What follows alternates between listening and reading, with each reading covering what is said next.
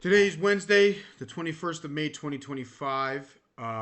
Today's EON rant is brought to you by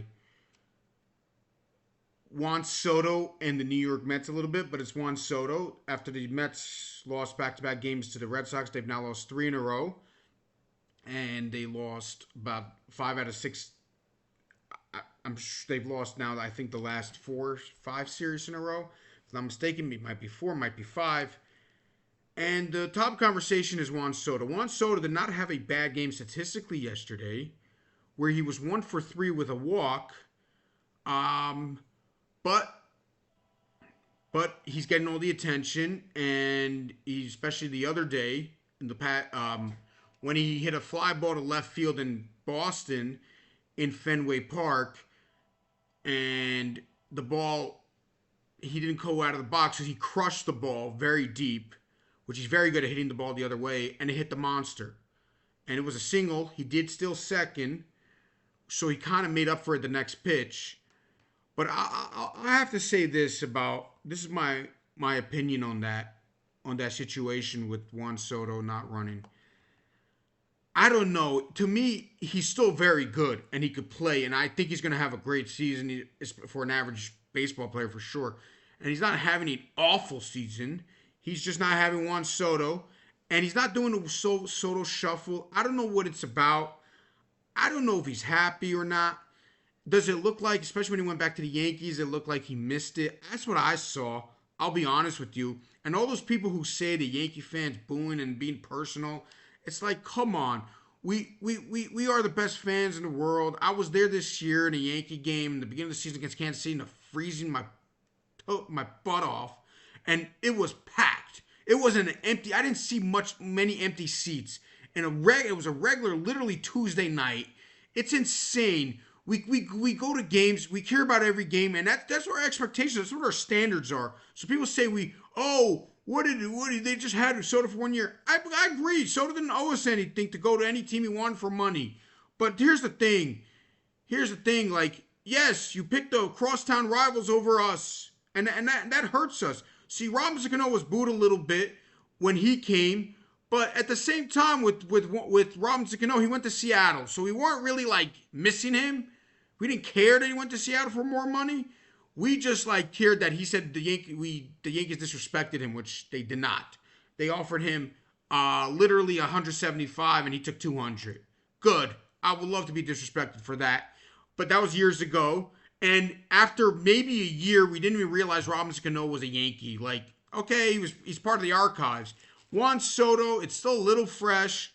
And the Yankees are playing great. And even the Mets are playing great, actually, in total. But we feel like we're going to miss him at some point. We haven't missed him yet. And maybe Juan Soto's going to be in the archives soon. And if he is, guess what? He'll be good. It'll just be okay. He'll be booed here at Subway Series, but not so loud. It'll just be a little bit here or there.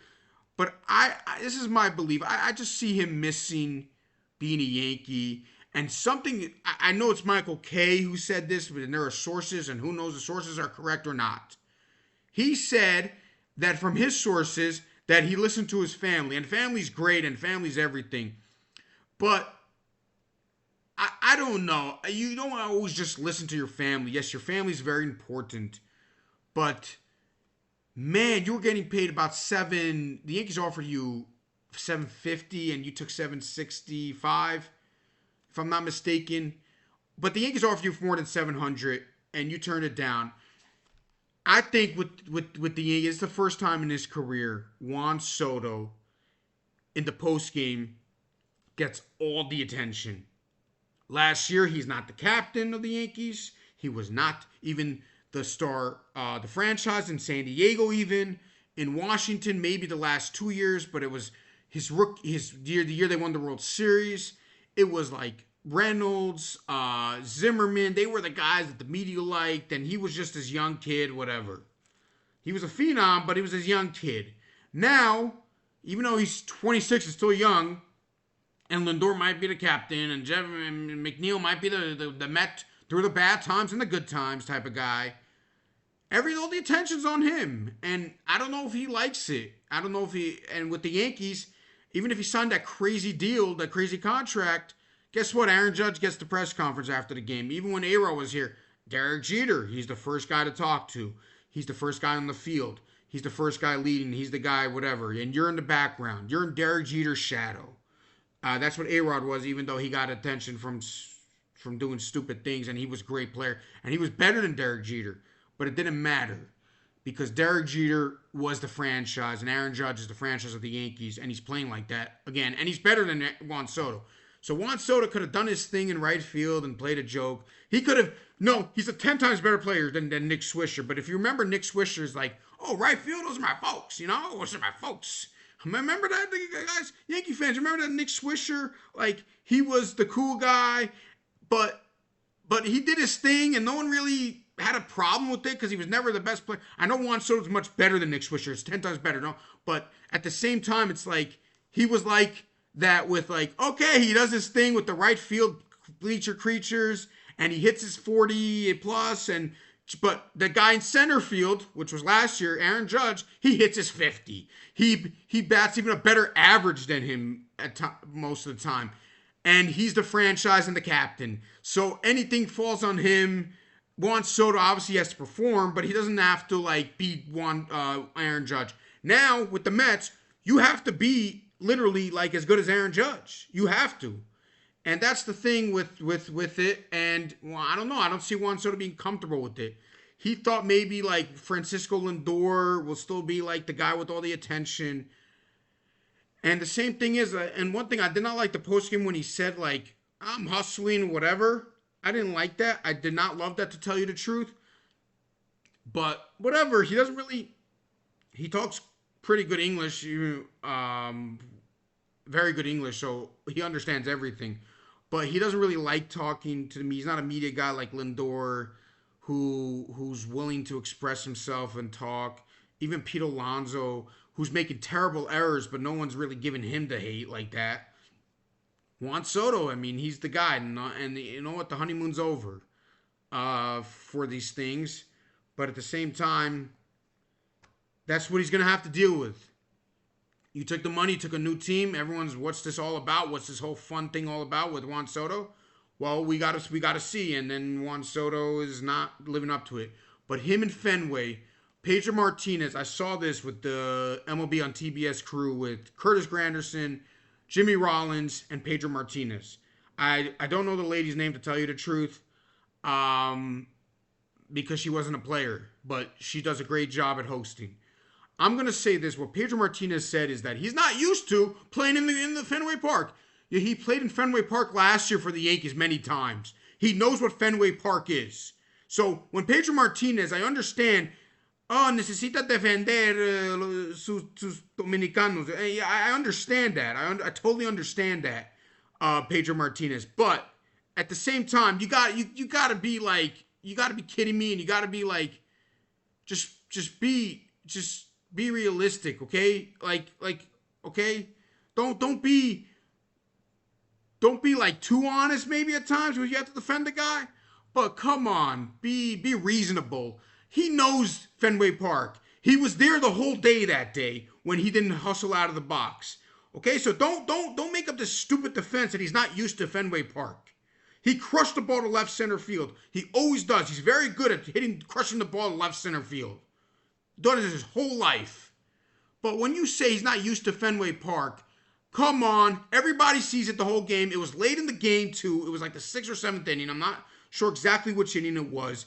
You see it all the time. You're in right field the whole game, so you're staring at it every play.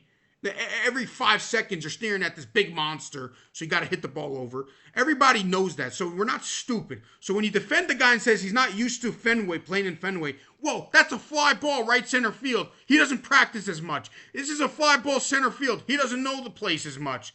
When he robs a home run, he didn't know that like the fence, because the right field, the fence is too low, so you jump over the fence and you hurt yourself sometimes, God forbid. Those are different stories.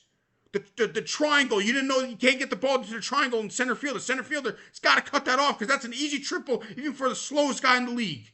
That's a different game. But when you hit the ball left center field in Fenway Park, you know it might not be over the fence. Everybody knows that. And especially a guy who played for the Yankees last year. So when you're the Yankees, you played her 9 times a year. So don't give me that he didn't know.